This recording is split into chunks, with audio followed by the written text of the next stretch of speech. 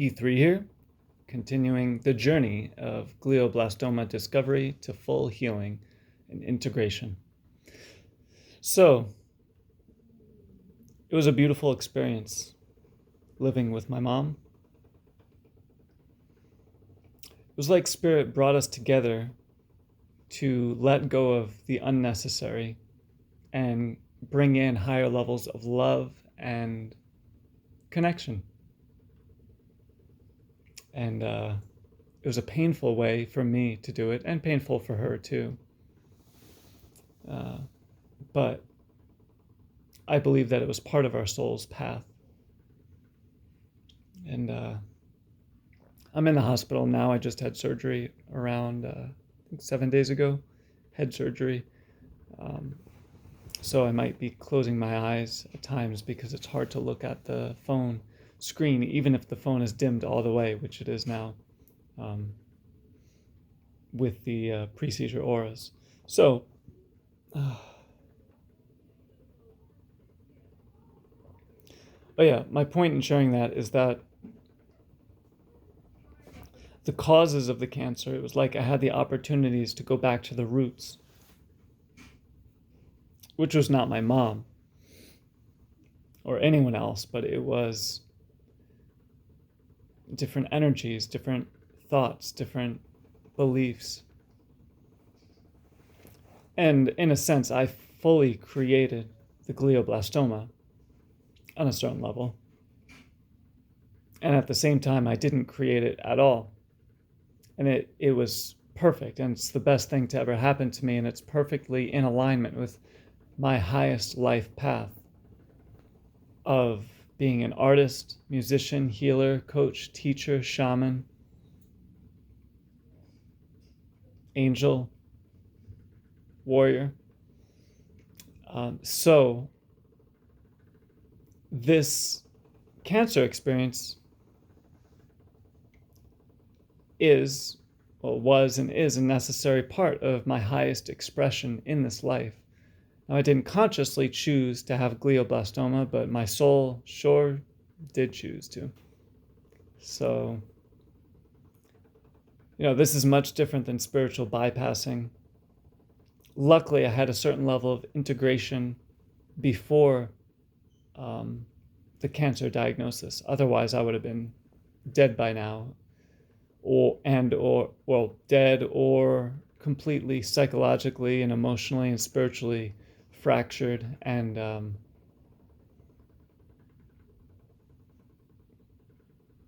disconnected from myself. So,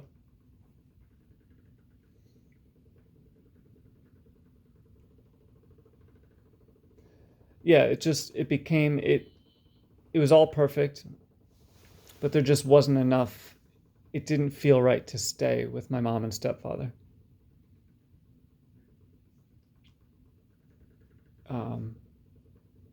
So I had to follow that voice, that intuition. And I'm glad I did. So I ended up going to North Carolina to live with my father. And it was amazing. He picked me up. He drove a very long time.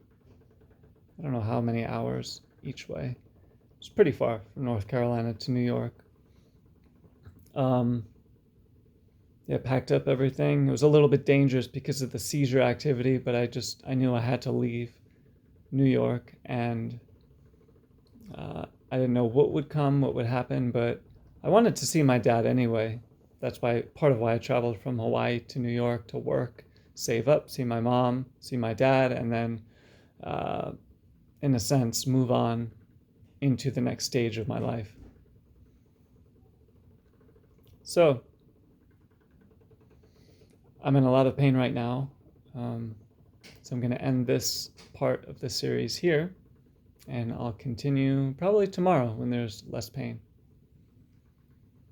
And again, I give my mom and whole family lots of gratitude for their love and support. It's definitely been a shamanic journey. I can see it clearly. And at times, maybe they couldn't see it as clearly.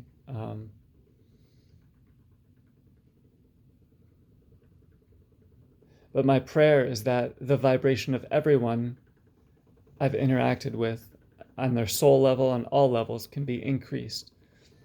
So that's been my goal the whole time since the glioblastoma discovery, is to stay connected to my unique vibration, be as present as possible, be as loving as possible, and to follow my intuition no matter what. So thanks for joining me on this journey. Not sure if I left out anything.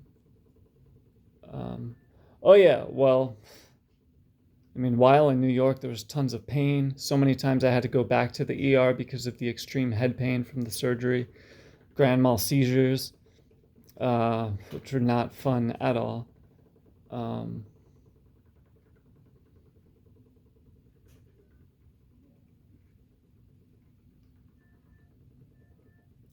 And oh yeah, and then the COVID started, and that added another layer of practice to my experience.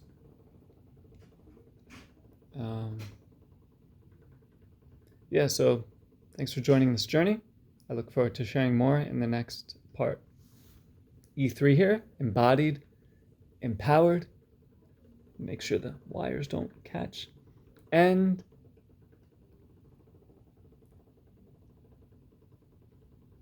ecstatic, just as I am. And may you be as well. E3 here, wishing you well.